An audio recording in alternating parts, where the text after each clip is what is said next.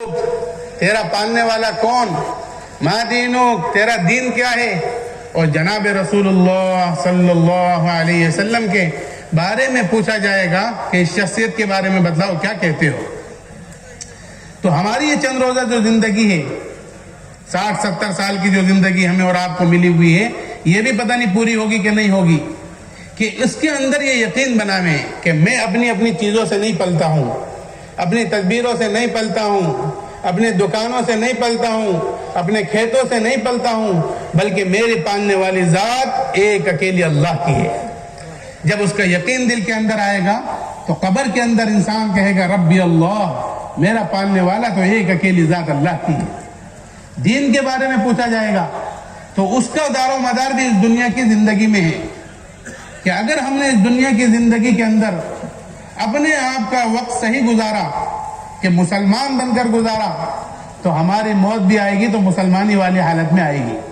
قرآن کہتا ہے وَلَا تَمُوتُنَّ إِلَّا وَأَنْتُمْ مُسْلِمُونَ، تمہاری موت نہ آئے مگر یہ کہ تم مسلمان ہو۔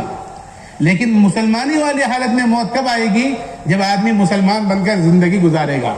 اللہ تعالیٰ نے ہمیں اور آپ کو ایک دین دیا ہے، دین اسلام دیا ہے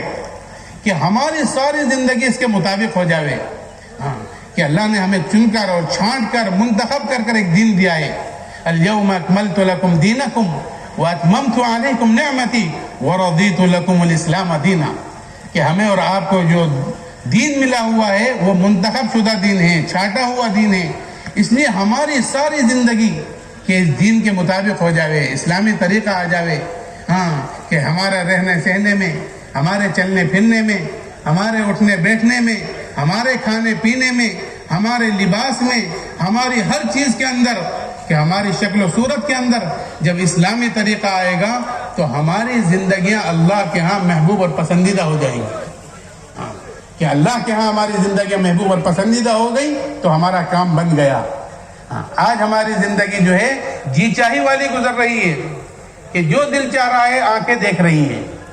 آنکھوں کے اوپر کنٹرول نہیں ہے، آنکھوں کے اوپر قابو نہیں ہے، کہ جو دل چاہ رہا ہے زبان بول رہی ہے، زبان کے اوپر کنٹرول نہیں ہے، زبان کے اوپر قابو نہیں ہے۔ تو ہماری تربیت ہو جاوے، ہم اپنے مقصد کو سامنے رکھ کر چلنے والے بن جاویں، تو ہماری تربیت ہوگی تو پھر انسان کی ہر چیز دین کے مطابق بنتی چلی جائے گی، کہ آنکھیں وہ دیکھیں گی جس کا دیکھنے کا حکم ہے اور اس کو دیکھنے سے رک جائیں گی جس کو دیکھنے سے منع کیا گیا ہے۔ زبان وہ بولے گی جس کو بولنے کا حکم ہے اور اس کو بولنے سے رک جائے گی جس سے منع کیا گیا ہے۔ کان وہ سنیں گے جس کو سننے کا حکم ہے اور اس کو سننے سے رک جائے گی جس کو سننے سے منع کیا گیا ہے۔ ہاتھ اس چیز کو پکڑیں گے جس چیز کو پکڑنے کا حکم ہے اور اس چیز کو پکڑنے سے رک جائیں گے جس چیز کو پکڑنے سے منع کیا گیا ہے۔ پاؤں اس راستے پر چلیں گے جدھر چلنے کا حکم ہے اور ادھر چلنے سے رک جائیں گے جدھر چلنے سے منع کیا گیا ہے۔ تو ایسی تربیت ہماری ہو گئی تو پھر مسلمانی والی حالت میں ہماری موت آئے گی۔ وَلَا تَمُوتُنَّ إِلَّا وَأَنْتُمْ مُسْلِمُونَ، کہ جب زندگی کو ہم اس طریقے سے گزاریں گے دین کے مطابق اور اسلام کے مطابق تو پھر قبر کے اندر کا یقین بولے گا کہ کیا کہے گا کہ دین الاسلام، میرا دین تو اسلام ہے۔ تیسری چیز پوچھی جائے گی جناب رسول اللہ صلی اللہ علیہ وسلم کے بارے میں کہ اس شخصیت کے بارے میں بتلاؤ، تو اس کا دار و مدار بھی اسی دنیا کی زندگی پر ہے کہ اگر ہم نے اس دنیا کی مختصر سی زندگی کے اندر اللہ کے احکامات کو حضرت رسول پاک علیہ الصلاۃ والسلام کے طریقے پر پورا کیا اور حضور اکرم صلی اللہ علیہ وسلم کی سنتیں اپنی زندگیوں کے اندر زندہ کی، تو کیا کہیں گے کہ ھذا نبینا محمد صلی اللہ علیہ وسلم، ارے یہ تو کالی کملی والے آقا نامدار رحمت للعالمین جناب رسول اللہ صلی اللہ علیہ وسلم کی ذات اقدس۔ کہ قبر کے اندر ہم حضور کو پہچانیں گے تو کیسے پہچانیں گے کہ اس دنیا کی زندگی کے اندر حضور پاک علیہ الصلوۃ والسلام کی سنتیں جب ہماری زندگیوں کے اندر آ جائیں گی، تو پھر قبر کے فرشتے کہیں گے کہ دیکھو ہمیں معلوم ہے کہ تم نے زندگی صحیح گزاری ہے، لیکن انہی کی زبانی اور اللہ کی آسمانی کتاب کے ذریعے سے تم تک یہ بات پہنچی تھی کہ قبر کے اندر سوالات اور جوابات ہونے ہیں،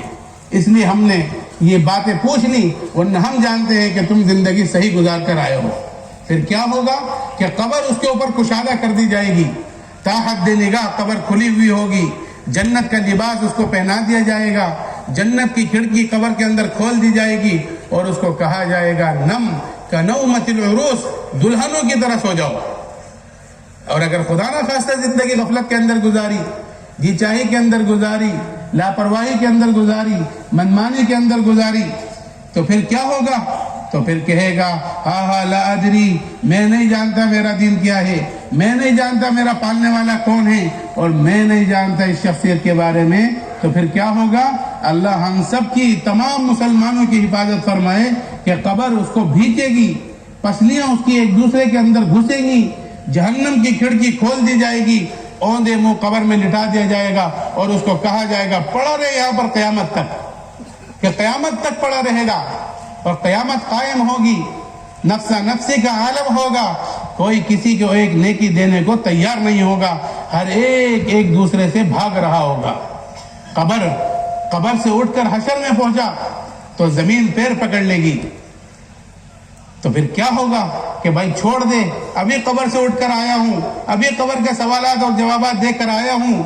تو وہ کہے گا کہ پہلے 5 سوالوں کے جواب دو پھر آگے جانا، کہ عن عمرہ فیما افناہ، اپنی عمر کو کہاں ضائع کیا۔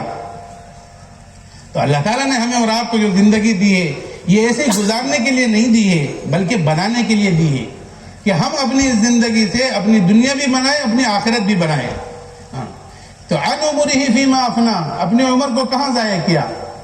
وعن شبابہ فیما ابلاہ، جوانی کس چیز میں خرچ کی، وعن مالہ من این اکتسبہ، مال کہاں سے کمایا، وفیما انفقہ، خرچ کہاں کیا، وعن علم ماذا عمل، اور اپنے علم پر کیا عمل کیا۔ ان 5 سوالوں کا جواب دو پھر آگے جانا۔ تو بزرگوں دوستوں،